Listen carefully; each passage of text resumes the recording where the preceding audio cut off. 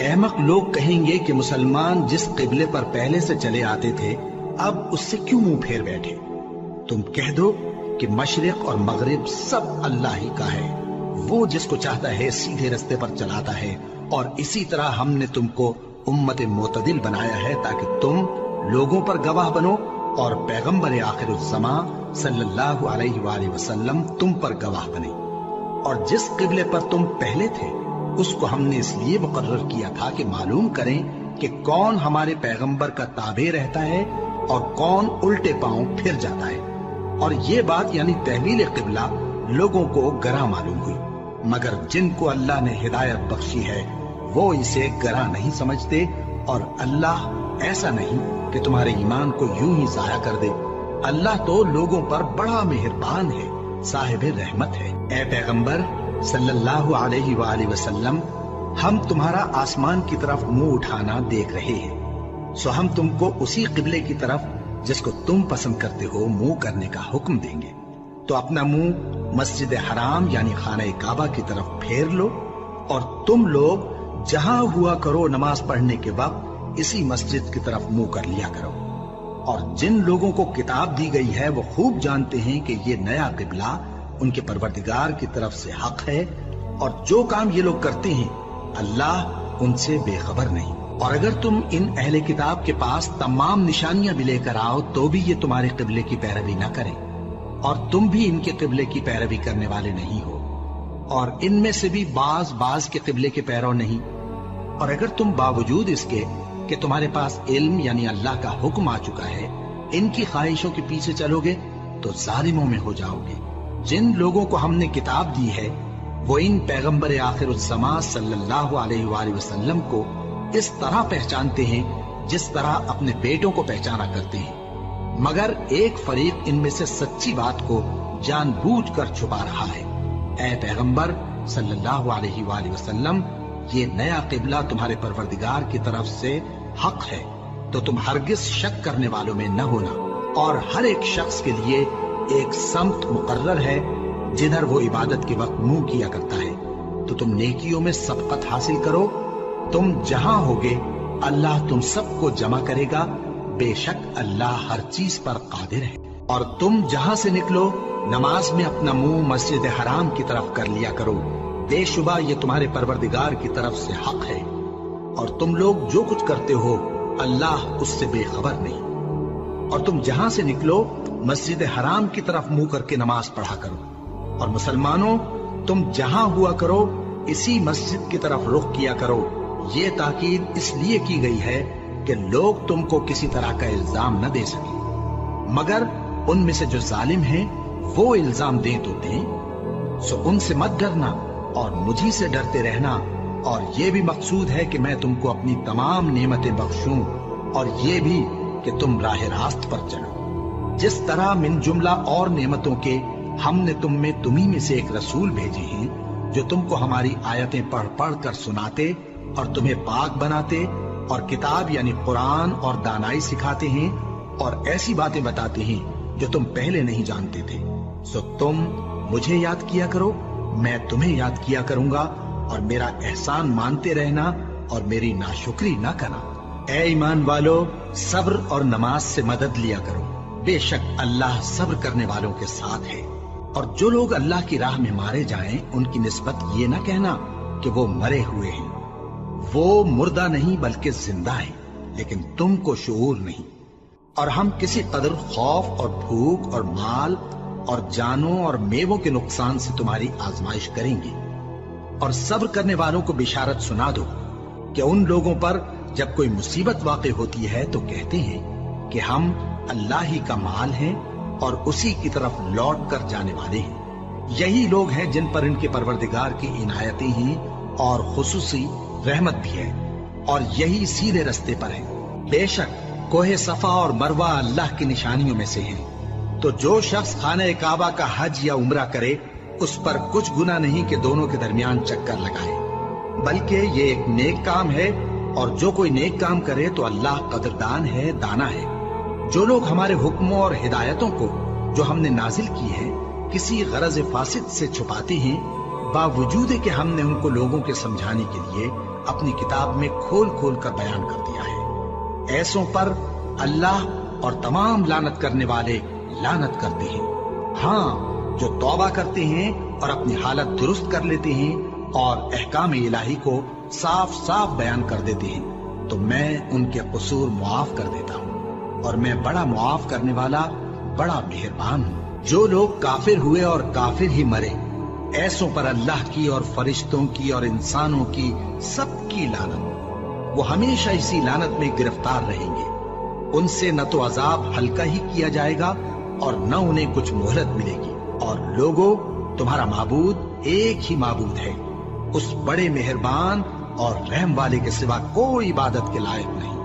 बेशक आसमानों और जमीन के पैदा करने में और रात और दिन के एक दूसरे के पीछे आने जाने में और कश्तियों और जहाजों में जो समंदर में लोगों के फायदे के लिए रवा हैं, और में जिसको अल्लाह आसमान से बरसाता और उससे जमीन को उसके मुर्दा हो जाने के बाद जिंदा यानी खुश्क हो जाने के बाद सरसब्ज कर देता है, और जमीन पर हर किस्म के जानवर फैलाने में और हवाओं के चलाने में और बादलों में जो आसमान और जमीन के दरमियान घिरे रहते हैं, अक्लमंदों के लिए अल्लाह की कुदरत की निशानियां हैं। और बाज लोग ऐसे हैं जो गैरुल्लाह को अल्लाह का शरीक बनाते और उनसे अल्लाह की सी मोहब्बत करते हैं। लेकिन जो ईमान वाले हैं वो तो अल्लाह ही के सबसे ज्यादा दोस्तदार हैं। और ऐ काश जालिम लोग जो बात अजाब के वक्त देखेंगे अब देख लेते कि सब तरह की ताकत अल्लाह ही को है, और ये कि अल्लाह सब अजाब करने वाला है। उस दिन कुफ्र के पेशवा अपने पैरों से बेजारी जाहिर करेंगे और दोनों अजाब इलाही देख लेंगे और उनके आपस के ताल्लुकात मुनक़ते हो जाएंगे। ये हाल देखकर पैरवी करने वाले हसरत से कहेंगे कि ऐ काश हमें फिर दुनिया में जाना नसीब हो, ताकि जिस तरह ये हमसे बेजार हो रहे हैं इसी तरह हम भी इनसे बेजार हों। इस तरह अल्लाह इनके आमाल हसरत बनाकर दिखाएगा और वो दोज़ख से निकल नहीं सकेंगे। लोगों, जो चीजें जमीन में हलाल तैयब हैं वो खाओ, और शैतान के कदमों पर न चलो, वो तुम्हारा खुला दुश्मन है। वो तो तुमको बुराई और बेहयाई ही के काम करने को कहता है, और ये भी कि अल्लाह की निस्बत ऐसी बातें कहो जिनका तुम्हें कुछ भी इल्म नहीं। और जब इन लोगों से कहा जाता है कि जो किताब अल्लाह ने नाजिल फरमाई है उसकी पैरवी करो, तो कहते हैं नहीं, बल्कि हम तो उसी चीज की पैरवी करेंगे जिस पर हमने अपने बाप दादा को पाया। भला अगरचे इनके बाप दादा न कुछ समझते हों और न सीधे रास्ते पर हों, तब भी वो उन्हीं की तकलीद किए जाएंगे। जो लोग काफिर हैं उनकी मिसाल उस शख्स की सी है जो किसी ऐसी चीज को आवाज दे जो पुकार और आवाज के सिवा कुछ सुन न सके। ये बहरे हैं, गूंगे हैं, अंधे हैं कि कुछ समझ ही नहीं सकते। ऐ अहले ईमान, जो पाकीज़ा चीजें हमने तुमको अता फरमाई हैं उनको खाओ, और अगर अल्लाह ही के बंदे हो तो उसकी नेमतों का शुक्र भी अदा करो। उसने तो तुम पर बस मरा हुआ जानवर और लहू और सूअर का गोश्त और जिस चीज पर अल्लाह के सिवा किसी और का नाम पुकारा जाए हराम कर दिया है। हाँ, जो मजबूर हो जाए, बशर्ते कि अल्लाह की नाफरमानी न करे और हद जरूरत से बाहर न निकल जाए, उस पर कुछ गुनाह नहीं। बेशक अल्लाह बख्शने वाला है, रहम करने वाला है। जो लोग अल्लाह की किताब से उन आयतों और हिदायतों को जो उसने नाजिल फरमाई हैं छुपाते और उनके बदले थोड़ी सी कीमत यानी दुनियावी मुनफात हासिल करते हैं, वो अपने पेटों में महज आग भरती हैं। ऐसे लोगों से अल्लाह क़यामत के दिन न कलाम करेगा और न उनको गुनाहों से पाक करेगा, और उनके लिए दुख देने वाला अजाब है। ये वो लोग हैं जिन्होंने हिदायत छोड़कर, गुमराही और बख्शिश छोड़कर अजाब खरीद लिया।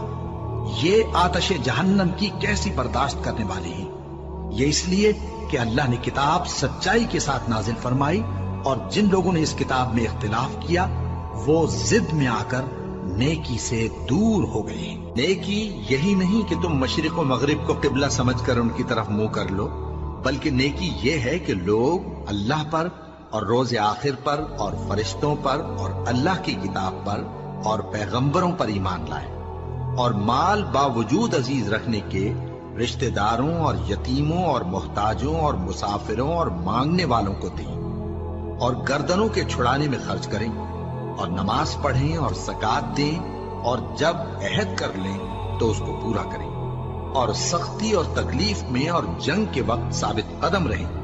یہی لوگ ہیں جو ایمان میں سچے ہیں، اور یہی ہیں جو اللہ سے ڈرنے والے ہیں۔ مومنوں، تم کو مقتولوں کے بارے میں قصاص یعنی خون کے بدلے خون کا حکم دیا جاتا ہے، اس طرح پر کہ آزاد کے بدلے آزاد مارا جائے، اور غلام کے بدلے غلام، اور عورت کے بدلے عورت۔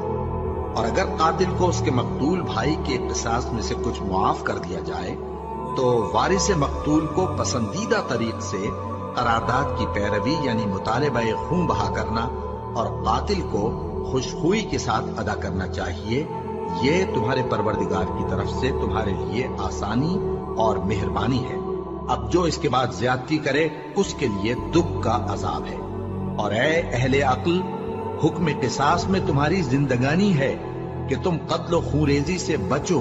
تم پر فرض کیا جاتا ہے کہ جب تم میں سے کسی کو موت کا وقت آ جائے تو اگر وہ کچھ مال چھوڑ جانے والا ہو تو ماں باپ اور رشتہ داروں کے لیے دستور کے مطابق وصیت کر جائے۔ اللہ سے ڈرنے والوں پر یہ ایک حق ہے۔ پھر جو شخص وصیت کو سننے کے بعد اس کو بدل ڈالے تو اس کے بدلنے کا گناہ انہی لوگوں پر ہے جو اس کو بدلے، اور بے شک اللہ سنتا جانتا ہے۔ اب اگر کسی کو وصیت کرنے والے کی طرف سے کسی وارث کی طرفداری یا حق تلفی کا اندیشہ ہو تو اگر وہ وصیت کو بدل کر وارثوں میں صلح کرا دے تو اس پر کچھ گناہ نہیں، بے شک اللہ بخشنے والا ہے، رحم والا ہے۔ مومنوں، تم پر روزے فرض کیے گئے ہیں جس طرح تم سے پہلے لوگوں پر فرض کیے گئے تھے تاکہ تم پرہیزگار بنو۔ روزوں کے دن گنتی کے چند روز ہیں، تو جو شخص تم میں سے بیمار ہو یا سفر میں ہو تو دوسرے دنوں میں روزوں کا شمار پورا کر لے۔ اور جو لوگ روزہ رکھنے کی طاقت رکھیں لیکن رکھیں نہیں، وہ روزے کے بدلے محتاج کو کھانا کھلا دیں۔ اور جو کوئی اپنی مرضی سے زیادہ نیکی کرے تو اس کے حق میں زیادہ اچھا ہے، اور اگر سمجھو تو روزہ رکھنا ہی تمہارے حق میں بہتر ہے۔ روزوں کا مہینہ رمضان کا مہینہ ہے جس میں قرآن اول نازل ہوا، جو لوگوں کا رہنما ہے اور جس میں ہدایت کی کھلی نشانیاں ہیں اور جو حق و باطل کو الگ الگ کرنے والا ہے۔ تو جو کوئی تم میں سے اس مہینے میں موجود ہو چاہیے کہ پورے مہینے کے روزے رکھے، اور جو بیمار ہو یا سفر میں ہو تو دوسرے دنوں میں روزے رکھ کر ان کا شمار پورا کر لے۔ اللہ تمہارے حق میں آسانی چاہتا ہے اور سختی نہیں چاہتا، اور یہ آسانی کا حکم اس لیے دیا گیا ہے کہ تم روزوں کا شمار پورا کر لو، اور اس احسان کے بدلے کہ اللہ نے تم کو ہدایت بخشی ہے تم اس کو بزرگی سے یاد کرو اور اس کا شکر کرو۔ اور اے پیغمبر، جب تم سے میرے بندے میرے بارے میں دریافت کریں تو انہیں معلوم ہو کہ میں تو تمہارے پاس ہی ہوں۔ جب کوئی پکارنے والا مجھے پکارتا ہے تو میں اس کی دعا قبول کرتا ہوں۔ تو ان کو چاہیے کہ میرے حکموں کو مانیں اور مجھ پر ایمان رکھیں تاکہ نیک رستہ پائیں۔ روزوں کی راتوں میں تمہارے لیے اپنی عورتوں کے پاس جانا جائز کر دیا گیا ہے۔ وہ تمہاری پوشاک ہیں اور تم ان کی پوشاک ہو۔ اللہ کو معلوم ہے کہ تم ان کے پاس جانے سے اپنے حق میں خیانت کرتے تھے، سو اس نے تم پر مہربانی کی اور تمہاری حرکات سے درگزر فرمائی۔ تو اب تم کو اختیار ہے کہ ان سے مباشرت کرو، اور اللہ نے جو چیز تمہارے لیے لکھ رکھی ہے یعنی اولاد، اس کو اللہ سے طلب کرو اور کھاؤ اور پیو، یہاں تک کہ صبح کی سفید دھاری رات کی سیاہ دھاری سے الگ نظر آنے لگے۔ پھر روزہ رکھ کر رات تک پورا کرو، اور جب تم مسجدوں میں اعتکاف بیٹھتے ہو تو ان سے مباشرت نہ کرو، یہ اللہ کی حدیں ہیں، ان کے پاس نہ جانا۔ اسی طرح اللہ اپنی آیتیں لوگوں کے سمجھانے کے لیے کھول کھول کر بیان فرماتا ہے تاکہ وہ پرہیزگار بنے۔ اور آپس میں ایک دوسرے کا مال ناحق نہ کھاؤ، اور نہ اس کو رشوتاً حاکموں کے پاس پہنچاؤ تاکہ لوگوں کے مال کا کچھ حصہ ناجائز طور پر کھا جاؤ، اور اسے تم جانتے بھی ہو۔ اے پیغمبر، لوگ تم سے نئے چاند کے بارے میں دریافت کرتے ہیں کہ گھٹتا بڑھتا کیوں ہے۔ کہہ دو کہ وہ لوگوں کے کاموں کی میعادیں اور حج کے وقت معلوم ہونے کا ذریعہ ہے، اور نیکی اس بات میں نہیں کہ احرام کی حالت میں گھروں میں ان کے پچھواڑے کی طرف سے آؤ، بلکہ نیکوکار وہ ہے جو پرہیزگار ہو، اور گھروں میں ان کے دروازوں سے آیا کرو، اور اللہ سے ڈرتے رہو تاکہ کامیاب ہو جاؤ۔ اور جو لوگ تم سے لڑتے ہیں تم بھی اللہ کی راہ میں ان سے لڑو، مگر زیادتی نہ کرنا کہ اللہ ज्यादती करने वालों को दोस्त नहीं रखता। और उनको जहां पाओ कत्ल कर दो, और जहां से उन्होंने तुमको निकाला है यानी मक्के से, वहां से तुम भी उनको निकाल दो। और दीन से गुमराह करने का फसाद कत्लो खूरेजी से कहीं बढ़कर है। और जब तक वो तुमसे मस्जिद हराम यानी खाने काबा के पास न लड़े, तुम भी वहां उनसे न लड़ना। हाँ, अगर वो तुमसे लड़े तो तुम उनको कत्ल कर डालो। काफिरों की यही सजा है। फिर अगर वो बाज आ जाएं तो अल्लाह बख्शने वाला है, रहम करने वाला है। और उनसे उस वक्त तक लड़ते रहना कि फसाद नाबूद हो जाए और मुल्क में अल्लाह ही का दीन गालिब हो जाए। फिर अगर वो फसाद से बाज आ जाएं तो जालिमों के सिवा किसी पर ज्यादती नहीं करनी चाहिए। अदब का महीना अदब के महीने के मुकाबिल है, और अदब की चीजें एक दूसरे का बदला है। बस अगर कोई तुम पर ज्यादती करे तो जैसी ज्यादती वो तुम पर करे वैसे ही तुम उस पर करो। और अल्लाह से डरते रहो और जान रखो कि अल्लाह डरने वालों के साथ है। और अल्लाह की राह में माल खर्च करो और अपने आप को हलाकत में न डालो, और नेकी करो, बेशक अल्लाह नेकी करने वालों को दोस्त रखता है। और अल्लाह की खुशनूदी के लिए हज और उम्रे को पूरा करो, और अगर रास्ते में रोक लिए जाओ तो जैसी कुर्बानी मुयस्सर हो कर दो। और जब तक कुर्बानी अपने मुकाम पर न पहुंच जाए सर न मुंडाओ। और अगर कोई तुम में बीमार हो या उसके सर में किसी तरह की तकलीफ हो तो अगर वो सर मुंडा ले तो उसके बदले रोजे रखे या सदका दे या कुर्बानी करे। फिर जब तकलीफ दूर होकर तुम मुतमईन हो जाओ तो जो तुम में हज के वक्त तक उम्रे से फायदा उठाना चाहे वो जैसी कुर्बानी मुयस्सर हो करे। और जिसको कुर्बानी न मिले वो 3 रोजे अय्याम हज में रखे और 7 जब वापस हो। ये पूरे 10 हुए। ये हुक्म उस शख्स के लिए है जिसके अहलो अयाल मक्के में न रहते हो। और अल्लाह से डरते रहो और जान रखो कि अल्लाह सख्त अजाब देने वाला है। हज के महीने मुअय्यन हैं जो मालूम है। तो जो शख्स इन महीनों में हज की नीयत कर ले तो हज के दिनों में न औरतों से इख्तिलात करे, न कोई बुरा काम करे और न किसी से झगड़े। और जो नेक काम तुम करोगे वो अल्लाह को मालूम हो जाएगा। और ज़ादे राह यानी रस्ते का खर्च साथ ले जाओ, क्योंकि बेहतरीन ज़ादे राह परहेजगारी है। और ए अहले अक्ल, मुझी से डरते रहो। इसका तुम्हें कुछ गुनाह नहीं कि हज के दिनों में बजरिए तिजारत अपने परवरदिगार से रोजी तलब करो। और जब अरफात से वापस होने लगो तो मशर हराम यानी मुज़दलिफा में अल्लाह का जिक्र करो, और उस तरह जिक्र करो जिस तरह उसने तुमको सिखाया। और इससे पेशतर तुम लोग इन तरीकों से महज नावाकिफ थे। फिर जहां से और लोग वापस हों वहीं से तुम भी वापस हो, और अल्लाह से बख्शिश मांगो। बेशक अल्लाह बख्शने वाला है, रहमत करने वाला है। फिर जब हज के तमाम अरकान पूरे कर चुको तो मिना में अल्लाह को याद करो जिस तरह अपने बाप दादा को याद किया करते थे, बल्कि उससे भी ज्यादा।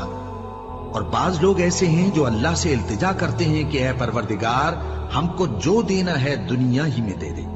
और ऐसे लोगों का आखिरत में कुछ हिस्सा नहीं। और बाज ऐसे हैं कि दुआ करते हैं कि परवरदिगार, हमको दुनिया में भी नेमत अता फरमा और आखिरत में भी नेमत बख्शियो और दोज़ख के अजाब से महफूज रखियो। यही लोग हैं जिनके लिए उनके कामों का हिस्सा यानी अजर नेक तैयार है, और अल्लाह जल्द हिसाब लेने वाला है। और क़याम मिना के दिनों में जो गिनती के दिन हैं, अल्लाह को याद करो। अगर कोई जल्दी करे और 2 ही दिन में चल दे तो उस पर भी कुछ गुनाह नहीं, और जो बात तक ठहरा रहे उस पर भी कुछ गुनाह नहीं। ये बातें उस शख्स के लिए हैं जो अल्लाह से डरे। और तुम लोग अल्लाह से डरते रहो और जान रखो कि तुम सब उसके पास जमा किए जाओगे।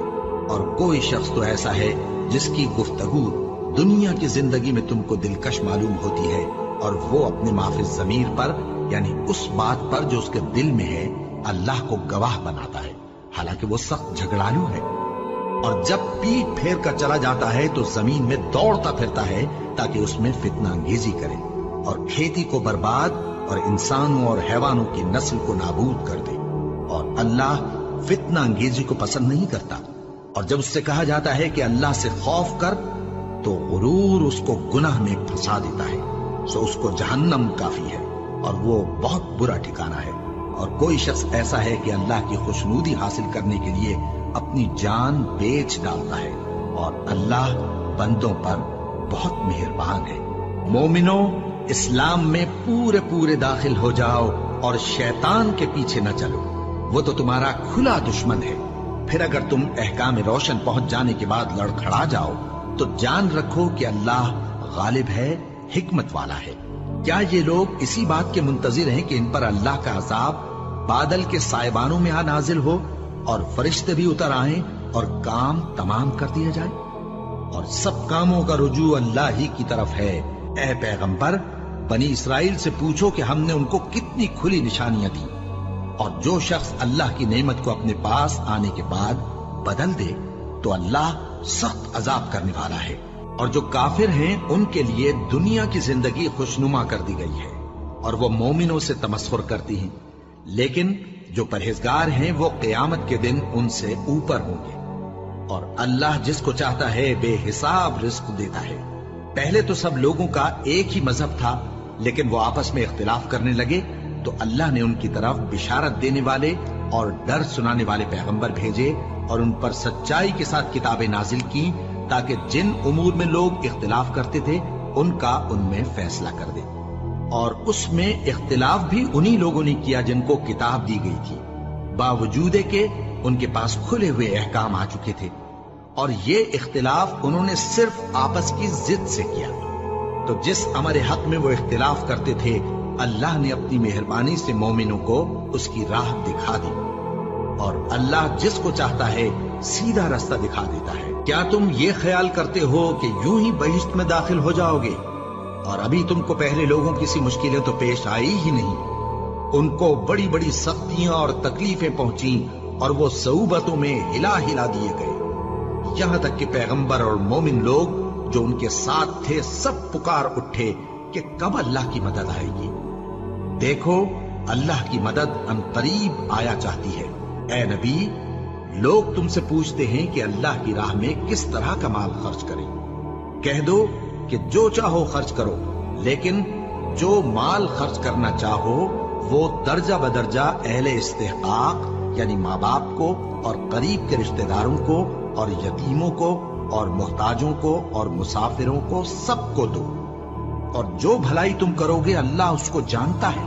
مسلمانوں، تم پر اللہ کے رستے میں لڑنا فرض کر دیا گیا ہے، اور وہ تمہیں ناگوار تو ہوگا، مگر عجب نہیں کہ ایک چیز تم کو بری لگے اور وہ تمہارے حق میں بھلی ہو، اور عجب نہیں کہ ایک چیز تم کو بھلی لگے اور وہ تمہارے لیے مضر ہو، اور ان باتوں کو اللہ ہی بہتر جانتا ہے اور تم نہیں جانتے۔ اے پیغمبر، لوگ تم سے عزت والے مہینوں میں لڑائی کرنے کے بارے میں دریافت کرتے ہیں، کہہ دو کہ ان میں لڑنا بڑا گناہ ہے، اور اللہ کی راہ سے روکنا اور اس سے کفر کرنا اور مسجد حرام یعنی خانہ کعبہ میں جانے سے بند کرنا اور اہل مسجد کو اس میں سے نکال دینا جو یہ کفار کرتے ہیں، اللہ کے نزدیک اس سے بھی زیادہ گناہ ہے، اور فتنہ انگیزی خونریزی سے بھی بڑھ کر ہے، اور یہ لوگ ہمیشہ تم سے لڑتے رہیں گے، یہاں تک کہ اگر مقدور رکھیں تو تم کو تمہارے دین سے پھیر دیں، اور جو کوئی تم میں سے اپنے دین سے پھر کر کافر ہو جائے گا اور کافر ہی مرے گا تو ایسے لوگوں کے اعمال دنیا اور آخرت دونوں میں برباد ہو جائیں گے، اور یہی لوگ دوزخ میں جانے والے ہیں جس میں ہمیشہ رہیں گے۔ جو لوگ ایمان لائے اور اللہ کے لیے وطن چھوڑ گئے اور کفار سے جنگ کرتے رہے وہی اللہ کی رحمت کے امیدوار ہیں، اور اللہ بخشنے والا ہے، رحمت کرنے والا ہے۔ اے پیغمبر، لوگ تم سے شراب اور جوئے کا حکم دریافت کرتے ہیں، کہہ دو کہ ان میں گناہ بڑے ہیں اور لوگوں کے لیے کچھ فائدے بھی ہیں، مگر ان کے گناہ فائدوں سے کہیں زیادہ ہیں۔ اور یہ بھی تم سے پوچھتے ہیں کہ اللہ کی راہ میں کون سا مال خرچ کریں، کہہ دو کہ جو ضرورت سے زیادہ ہو۔ اس طرح اللہ تمہارے لیے اپنے احکام کھول کھول کر بیان فرماتا ہے تاکہ تم سوچو، یعنی دنیا اور آخرت کی باتوں میں غور کرو۔ اور تم سے یتیموں کے بارے میں بھی دریافت کرتے ہیں، کہہ دو کہ ان کی حالت کی اصلاح بہت اچھا کام ہے، اور اگر تم ان سے مل جل کر رہنا یعنی خرچ اکٹھا رکھنا چاہو تو وہ تمہارے بھائی ہیں، اور اللہ خوب جانتا ہے کہ خرابی کرنے والا کون ہے اور اصلاح کرنے والا کون۔ اور اگر اللہ چاہتا تو تم کو تکلیف میں ڈال دیتا، بے شک اللہ غالب ہے، حکمت والا ہے۔ اور مومنوں مشرک عورتوں سے جب تک وہ ایمان نہ لائیں نکاح نہ کرنا، کیونکہ مشرک عورت خواہ تم کو کیسی ہی بھلی لگے اس سے مومن لونڈی بہتر ہے۔ اور اسی طرح مشرک مرد جب تک ایمان نہ لائیں مومن عورتوں کو ان کی زوجیت میں نہ دینا، کیونکہ مشرک مرد سے خواہ وہ تم کو کیسا ہی بھلا لگے مومن غلام بہتر ہے۔ یہ مشرک لوگوں کو دوزخ کی طرف بلاتی ہیں، اور اللہ اپنی مہربانی سے بہشت اور بخشش کی طرف بلاتا ہے، اور اپنے حکم لوگوں سے کھول کھول کر بیان کرتا ہے تاکہ نصیحت حاصل کرے۔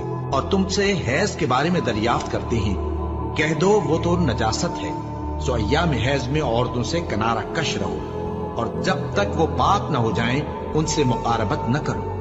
ہاں جب وہ پاک ہو جائیں تو جس طریق سے اللہ نے تمہیں ارشاد فرمایا ہے ان کے پاس جاؤ، کچھ شک نہیں کہ اللہ توبہ کرنے والوں اور پاک صاف رہنے والوں کو دوست رکھتا ہے۔ تمہاری عورتیں تمہاری کھیتی ہیں، تو اپنی کھیتی میں جس طرح چاہو جاؤ، اور اپنے لیے نیک عمل آگے بھیجو، اور اللہ سے ڈرتے رہو، اور جان رکھو کہ ایک دن تمہیں اس کے روبرو حاضر ہونا ہے۔ اور اے پیغمبر ایمان والوں کو بشارت سنا دو، اور اللہ کے نام کو اس بات کا ہیلہ نہ بنانا کہ اس کی قسمیں کھا کھا کر سلوک کرنے اور پرہیزگاری کرنے اور لوگوں میں صلح و سازگاری کرانے سے رک جاؤ، اور اللہ سب کچھ سنتا ہے جانتا ہے۔ اللہ تمہاری لغو قسموں پر تم سے مواخذہ نہیں کرے گا، لیکن جو قسمیں تم قصد دلی سے کھاؤ گے ان پر مواخذہ کرے گا، اور اللہ بخشنے والا ہے، بردبار ہے۔ جو لوگ اپنی عورتوں کے پاس جانے کی قسم کھا لیں ان کو 4 مہینے تک انتظار کرنا چاہیے۔ اگر اس عرصے میں قسم سے رجوع کر لیں تو اللہ بخشنے والا ہے، مہربان ہے۔ اور اگر طلاق کا ارادہ کر لیں تو بھی اللہ سنتا ہے، جانتا ہے۔ اور طلاق والی عورتیں 3 حیض تک اپنے تئیں روکے رہیں، اور اگر وہ اللہ اور روز قیامت پر ایمان رکھتی ہیں تو ان کو جائز نہیں کہ اللہ نے جو کچھ ان کے شکم میں پیدا کیا ہے اس کو چھپائیں۔ اور ان کے خاوند اگر پھر موافقت چاہیں تو اس مدت میں وہ ان کو اپنی زوجیت میں لے لینے کے زیادہ حقدار ہیں۔ اور عورتوں کا حق مردوں پر ویسا ہی ہے جیسے دستور کے مطابق مردوں کا حق عورتوں پر ہے، البتہ مردوں کو عورتوں پر 1 درجہ فضیلت ہے، اور اللہ غالب ہے، صاحب حکمت ہے۔ طلاق صرف 2 بار ہے، یعنی جب 2 دفعہ طلاق دے دی جائے تو پھر عورتوں کو یا تو بطریق شائستہ نکاح میں رہنے دینا ہے یا بھلائی کے ساتھ چھوڑ دینا۔ اور یہ جائز نہیں کہ جو مہر تم ان کو دے چکے ہو اس میں سے کچھ واپس لے لو۔ ہاں اگر زن و شوہر کو خوف ہو کہ وہ اللہ کی حدوں کو قائم نہیں رکھ سکیں گے تو اگر عورت خاوند کے ہاتھ سے رہائی پانے کے بدلے میں کچھ دے ڈالے تو دونوں پر کچھ گناہ نہیں۔ یہ اللہ کی مقرر کی ہوئی حدیں ہیں، ان سے باہر نہ نکلنا، اور جو لوگ اللہ کی حدوں سے باہر نکل جائیں گے وہ گناہگار ہوں گے۔ پھر اگر شوہر 2 طلاقوں کے بعد تیسری طلاق عورت کو دے دے تو اس کے بعد جب تک عورت کسی دوسرے شخص سے نکاح نہ کر لے اس پہلے شوہر پر حلال نہ ہوگی۔ ہاں اگر دوسرا خاوند بھی طلاق دے دے اور عورت اور پہلا خاوند پھر ایک دوسرے کی طرف رجوع کر لیں تو ان پر کچھ گناہ نہیں، بشرطے کہ دونوں یقین کریں کہ اللہ کی حدوں کو قائم رکھ سکیں گے، اور یہ اللہ کی حدیں ہیں، ان کو وہ ان لوگوں کے لیے بیان فرماتا ہے جو علم رکھتے ہیں۔ اور جب تم عورتوں کو 2 دفعہ طلاق دے چکو اور ان کی عدت پوری ہو جائے تو انہیں یا تو حسن سلوک سے نکاح میں رہنے دو یا بطریق شائستہ رخصت کر دو، اور اس نیت سے ان کو نکاح میں نہ رہنے دینا چاہیے کہ انہیں تکلیف دو اور ان پر زیادتی کرو، اور جو ایسا کرے گا وہ اپنا ہی نقصان کرے گا۔ اور اللہ کے احکام کو ہنسی اور کھیل نہ بناؤ، اور اللہ نے تم کو جو نعمتیں بخشی ہیں اور تم پر جو کتاب اور دانائی کی باتیں نازل کی ہیں جن سے وہ تمہیں نصیحت فرماتا ہے ان کو یاد کرو، اور اللہ سے ڈرتے رہو، اور جان رکھو کہ اللہ ہر چیز سے واقف ہے۔ اور جب تم عورتوں کو طلاق دے چکو اور ان کی عدت پوری ہو جائے تو ان کو اپنے شوہروں کے ساتھ جب وہ آپس میں جائز طور پر راضی ہو جائیں نکاح کرنے سے مت روکو۔ اس حکم سے اس شخص کو نصیحت کی جاتی ہے جو تم میں اللہ اور روز آخر پر یقین رکھتا ہے۔ یہ تمہارے لیے نہایت خوب اور بہت پاکیزگی کی بات ہے، اور اللہ جانتا ہے اور تم نہیں جانتے۔ اور مائیں اپنے بچوں کو پورے 2 سال دودھ پلائیں یہ حکم اس شخص کے لیے ہے جو پوری مدت تک دودھ پلوانا چاہے، اور دودھ پلانے والی ماؤں کا کھانا اور کپڑا دستور کے مطابق باپ کے ذمے ہوگا۔ کسی شخص کو اس کی طاقت سے زیادہ تکلیف نہیں دی جاتی، تو یاد رکھو کہ نہ تو ماں کو اس کے بچے کے سبب نقصان پہنچایا جائے اور نہ باپ کو اس کی اولاد کی وجہ سے نقصان پہنچایا جائے، اور اسی طرح نان و نفقہ بچے کے وارث کے ذمے ہے۔ اور اگر دونوں یعنی ماں باپ آپس کی رضامندی اور صلاح سے بچے کا دودھ چھڑانا چاہیں تو ان پر کچھ گناہ نہیں، اور اگر تم اپنی اولاد کو دودھ پلوانا چاہو تو تم پر کچھ گناہ نہیں، بشرطے کہ تم دودھ پلانے والیوں کو دستور کے مطابق ان کا حق جو تم نے دینا کیا تھا دے دو، اور اللہ سے ڈرتے رہو اور جان رکھو کہ جو کچھ تم کرتے ہو اللہ اس کو دیکھ رہا ہے۔ اور جو لوگ تم میں سے مر جائیں اور عورتیں چھوڑ جائیں تو وہ عورتیں 4 مہینے اور 10 دن اپنے آپ کو روکے رہیں، اور جب یہ عدت پوری کر چکیں اور اپنے حق میں پسندیدہ کام یعنی نکاح کر لیں تو تم پر کچھ گناہ نہیں، اور اللہ تمہارے سب کاموں سے واقف ہے۔ اگر تم اشارے کنائے میں عورتوں کو نکاح کا پیغام بھیجو یا نکاح کی خواہش کو اپنے دلوں میں مخفی رکھو تو تم پر کچھ گناہ نہیں۔ اللہ کو معلوم ہے کہ تم ان سے نکاح کا ذکر کرو گے، مگر ایام عدت میں اس کے سوا کے دستور کے مطابق کوئی بات کہہ دو، پوشیدہ طور پر ان سے قول و قرار نہ کرنا، اور جب تک عدت پوری نہ ہو لے نکاح کا پختہ ارادہ نہ کرنا، اور جان رکھو کہ جو کچھ تمہارے دلوں میں ہے اللہ کو سب معلوم ہے، تو اس سے ڈرتے رہو اور جان رکھو کہ اللہ بخشنے والا ہے، حلم والا ہے۔ اور اگر تم عورتوں کو ان کے پاس جانے یا ان کا مہر مقرر کرنے سے پہلے طلاق دے دو تو تم پر کچھ گناہ نہیں، ہاں ان کو دستور کے مطابق کچھ خرچ ضرور دو، یعنی مقدور والا اپنے مقدور کے مطابق دے اور تنگ دست اپنی حیثیت کے مطابق۔ نیک لوگوں پر یہ ایک طرح کا حق ہے۔ اور اگر تم عورتوں کو ان کے پاس جانے سے پہلے طلاق دے دو لیکن مہر مقرر کر چکے ہو تو آدھا مہر دینا ہوگا۔ ہاں اگر عورتیں مہر بخش دیں یا مرد جن کے ہاتھ میں عقد نکاح ہے اپنا حق چھوڑ دیں اور پورا مہر دے دیں تو ان کو اختیار ہے، اور اگر تم مرد لوگ ہی اپنا حق چھوڑ دو تو یہ پرہیزگاری کی بات ہے، اور آپس میں بھلائی کرنے کو فراموش نہ کرنا۔ کچھ شک نہیں کہ اللہ تمہارے سب کاموں کو دیکھ رہا ہے۔ مسلمانوں، سب نمازیں خصوصاً بیچ کی نماز یعنی نماز عصر پورے اہتمام کے ساتھ ادا کرتے رہو اور اللہ کے آگے ادب سے کھڑے رہا کرو۔ پھر اگر تم خوف کی حالت میں ہو تو پیادے یا سوار جس حال میں ہو نماز پڑھ لو۔ پھر جب امن و اطمینان ہو جائے تو جس طریق سے اللہ نے تم کو سکھایا ہے جو تم پہلے نہیں جانتے تھے اللہ کو یاد کرو۔ اور جو لوگ تم میں سے مر جائیں اور عورتیں چھوڑ جائیں وہ اپنی عورتوں کے حق میں وصیت کر جائیں کہ ان کو 1 سال تک خرچ دیا جائے اور گھر سے نہ نکالی جائے۔ ہاں اگر وہ خود گھر سے چلی جائیں اور اپنے حق میں پسندیدہ کام یعنی نکاح کر لیں تو تم پر کچھ گناہ نہیں، اور اللہ زبردست ہے، حکمت والا ہے۔ اور مطلقہ عورتوں کو بھی دستور کے مطابق نان و نفقہ دینا چاہیے، پرہیزگاروں پر یہ بھی حق ہے۔ اسی طرح اللہ اپنے احکام تمہارے لیے بیان فرماتا ہے تاکہ تم سمجھو۔ بھلا تم نے ان لوگوں کو نہیں دیکھا جو شمار میں ہزاروں ہی تھے اور موت کے ڈر سے اپنے گھروں سے نکل بھاگے تھے، تو اللہ نے ان کو حکم دیا کہ مر جاؤ، پھر ان کو زندہ بھی کر دیا۔ کچھ شک نہیں کہ اللہ لوگوں پر مہربانی رکھتا ہے، لیکن اکثر لوگ شکر نہیں کرتے۔ اور مسلمانوں، اللہ کی راہ میں جہاد کرو اور جان رکھو کہ اللہ سب کچھ سنتا ہے، سب کچھ جانتا ہے۔ کون ہے کہ اللہ کو قرض حسنہ دے کہ وہ اس کے بدلے اس کو کئی گنا زیادہ دے گا، اور اللہ ہی روزی کو تنگ کرتا اور وہی اسے کشادہ کرتا ہے، اور تم اسی کی طرف لوٹ کر جاؤ گے۔ بھلا تم نے بنی اسرائیل کی ایک جماعت کو نہیں دیکھا جس نے موسیٰ کے بعد اپنے پیغمبر سے کہا کہ آپ ہمارے لیے ایک بادشاہ مقرر کر دیں تاکہ ہم اللہ کی راہ میں جہاد کریں؟ پیغمبر نے کہا کہ اگر تم کو جہاد کا حکم دیا جائے تو ایسا تو نہیں کہ لڑنے سے پہلو تہی کرو۔ وہ کہنے لگے کہ ہم اللہ کی راہ میں کیوں نہ لڑیں گے جبکہ ہم وطن سے خارج اور بال بچوں سے جدا کر دیے گئے۔ پھر جب ان کو جہاد کا حکم دیا گیا تو چند اشخاص کے سوا سب پھر گئے، اور اللہ ظالموں سے خوب واقف ہے۔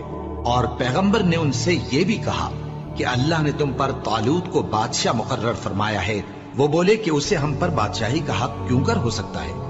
اس سے بڑھ کر بادشاہی کے مستحق تو ہم ہیں، اور اس کے پاس تو بہت سی دولت بھی نہیں۔ پیغمبر نے کہا کہ اللہ نے اس کو تم پر فضیلت دی ہے اور بادشاہی کے لیے منتخب فرمایا ہے۔ اس نے اسے علم بھی بہت سا بخشا ہے اور تن و توش بھی بڑا عطا کیا ہے، اور اللہ کو اختیار ہے جسے چاہے بادشاہی بخشے، وہ بڑا کشائش والا ہے، دانا ہے۔ اور پیغمبر نے ان سے کہا کہ ان کی یعنی طالوت کی بادشاہی کی نشانی یہ ہے کہ تمہارے پاس وہ صندوق آئے گا جس کو فرشتے اٹھائے ہوئے ہوں گے، اس میں تمہارے پروردگار کی طرف سے تسلی بخشنے والی چیز ہوگی اور کچھ اور چیزیں بھی ہوں گی جو موسیٰ اور ہارون چھوڑ گئے تھے۔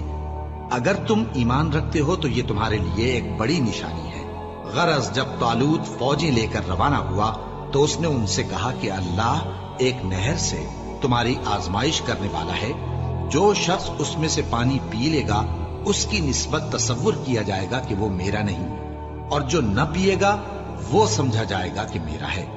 ہاں اگر کوئی ہاتھ سے چلو بھر پانی لے لے تو خیر۔ جب وہ لوگ نہر پر پہنچے تو چند آدمیوں کے سوا سب نے پانی پی لیا۔ پھر جب طالوت اور مومن لوگ جو اس کے ساتھ تھے نہر کے پار ہو گئے تو کہنے لگے کہ آج ہم میں جالوت اور اس کے لشکر سے مقابلہ کرنے کی طاقت نہیں۔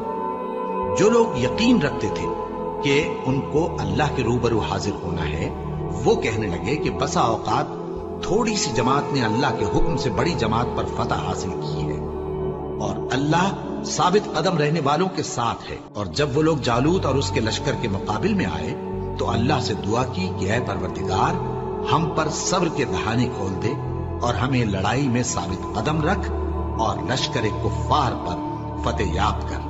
تو طالوت کی فوج نے اللہ کے حکم سے ان کو شکست دے دی، اور داؤد نے جالوت کو قتل کر ڈالا، اور اللہ نے ان کو بادشاہی اور دانائی بخشی اور جو کچھ چاہا سکھایا۔ اور اگر اللہ لوگوں کو ایک دوسرے پر چڑھائی اور حملہ کرنے سے نہ ہٹاتا رہتا تو کرۂ ارض تباہ ہو جاتا، لیکن اللہ اہل عالم پر بڑا مہربان ہے۔